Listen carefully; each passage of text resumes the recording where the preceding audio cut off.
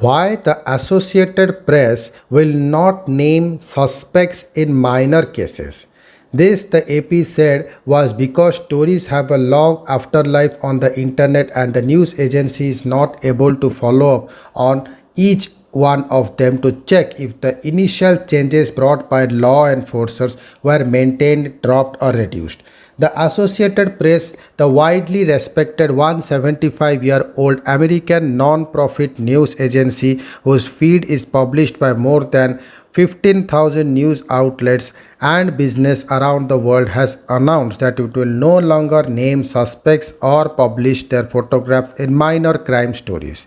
This, the AP said, was because stories have a long afterlife on the internet and the news agency is not able to follow up on each one of them to check if the initial charges brought by law enforcers were maintained, dropped, or reduced.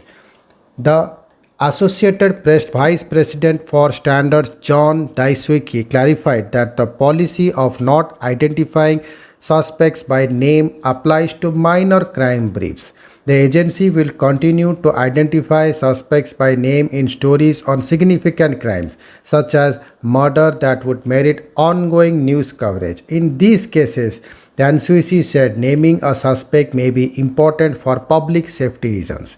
Why the decision matters. As the AP pointed out, what happens if the suspect is eventually acquitted but reports about their involvement in crime can still be found on the internet?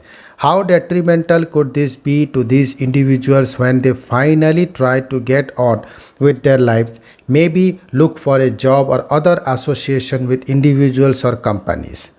Because of the ubiquity of search engines and easy access to archived news stories, there has been a debate in the Western media over naming suspects in cases where trials are ongoing.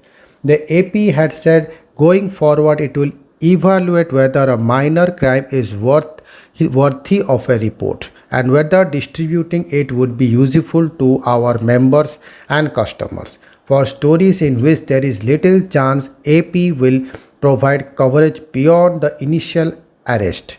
The agency will not identify the suspect, it has said. Also, Danwixi said that the agency will stop publishing stories driven mainly by particularly embarrassing mugshot and that it will no longer publish such mugshots solely because of the appearance of the accused. A growing concern. The Boston Globe announced earlier this year that it was working to better understand how some stories can have a lasting negative impact on someone's ability to move forward with their lives. The newspaper has started a Fresh Start initiative through which people can appeal their presence in older stories. Through this process, older stories may be updated or republished with updates or removed from the internet archives. In the Indian context, there has been a large number of cases of so called media trials, in which accused persons convicted in noisy television studios have subsequently been let off by police or acquitted by courts but who have had to unfairly carry the stigma for years. Conviction rates in the most serious of alleged crimes have often been low, and concerns such as those aired by the AP have begun to be voiced in India as well.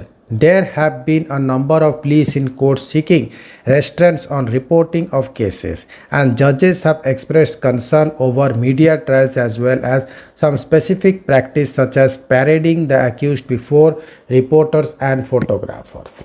In one recent example, the Madhya Pradesh High Court observed in November 2020 that by producing the victims and suspects before the media, the police did not violate the fundamental rights of the suspect as enshrined under Article 21 of the Constitution of India, but also encourages the media trials. It is true that a general public is entitled to know about the progress as in an investigation, but producing the suspects or victims before the media has no foundation under any statutory provisions of law, including CRPC. Thank you.